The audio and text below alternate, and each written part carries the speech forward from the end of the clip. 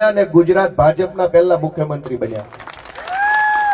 30 વર્ષની સરકાર ઉખાડી નાખવાનું કામ વિસાવદરથી થયેલું એ જમાનામાં, ત્યાંથી મુખ્યમંત્રી બનેલા એ જમાનામાં, અને ભાજપની ગુજરાતના ઇતિહાસની પહેલી સરકાર બની એના મુખ્યમંત્રી ત્યાંના ધારાસભ્ય હતા। સમયનું ચક્ર ગોળ ફરી ચૂક્યું છે। 30 વર્ષ પૂરા થઈ ચૂક્યા છે। ભાજપના ગુંડાઓએ ભાજપનો કબજો લઈ લીધો છે। જનતાનું શોષણ ચાલુ થઈ ચૂક્યું છે। ચારો તરફ ભ્રષ્ટાચાર થઈ રહ્યો છે અને ઉપરથી વિસાવદરમાં ફરી પાછી ક્રાંતિની શરૂઆત થઈ ચૂકી છે। દોસ્તો, એ સમયનું ચક્ર ફરીને ત્યાં જ આવ્યું। વાત મગજમાં ઉતરી કે નહીં? સમયનું ચક્ર ફરીને ત્યાં જ વિસાવદર પર આવ્યું। 20 વર્ષ પહેલા વિસાવદરથી સરકારો બદલાણી, આજે ફરી પાછો વિસાવદરથી સરકાર બદલાવાનો સંદેશ આખા ગુજરાતની અંદર ફેલાઈ ગયો છે દોસ્તો। એટલે આ ઈશ્વરનો સંકેત છે। આપણે બધા તો માણસો છીએ, આપણી તો એક મર્યાદા હોય, પણ ભગવાન કંઈક ઈશારો આપણને કરે છે। નહીતર વિસાવદર 30 વર્ષ નવી પાર્ટી આ બધું ભેગું કેમ થઈ ગયું? એક જ જગ્યાએ ભેગું કેમ થયું? જો ભગવાનનો સંકેત ન હોત તો કદાચ હું કતારગામનો ધારાસભ્ય બની ગયો હોત। ધારાસભ્ય તો ત્યારે હોત, પણ એમાં સંકેત નહોતો।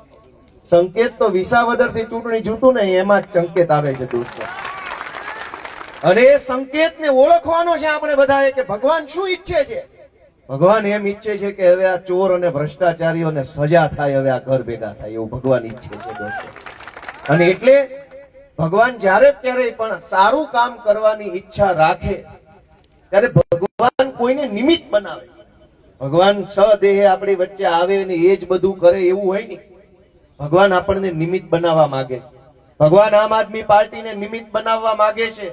ભગવાન ચૈતરભાઈ ને, ઈશુદાનભાઈ ને, પ્રવીણભાઈ રામને બધાને નિમિત્ત બનાવવા માંગે છે।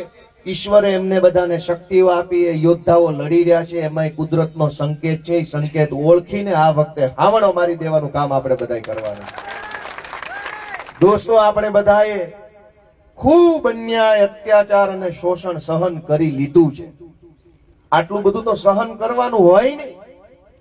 બે ભાઈઓ વચ્ચે જમીનનો કે મકાનનો કે પૈસાનો કે દાગીનાનો ઝઘડો હોય ને તો એ લાંબો ચાલે। શું કામ? બેમાંથી એકેય જાતું ન કરે। કોઈને 1 વીઘો જમીન બાપ દાદાની વારસામાંથી વધુ મળે તો પ્રાંત ઓફિસમાં, કલેક્ટરમાં, મામલતદારમાં કેસ ચાલે છે। વાત સાચી છે કે ખોટી? અને અહીંયા ભાજપના માણસો 2-5 હજાર કરોડ રૂપિયાનો કૌભાંડ કરી નાખે તો કોઈ બોલવા તૈયાર નથી। 1 વીઘા જમીન માટે લડાઈ ઝઘડાઓ થાય છે ને 10-10, 20-20 વર્ષ કેસ ચાલે છે કોર્ટમાં, ખાલી 1 વીઘો જમીન માટે। અને 2-5 હજાર કરોડ રૂપિયાનું ચપટી વગાડતા કૌભાંડ કરી નાખનારા લોકો આજે મંત્રી બનીને ગુજરાતની વિધાનસભામાં બેઠા।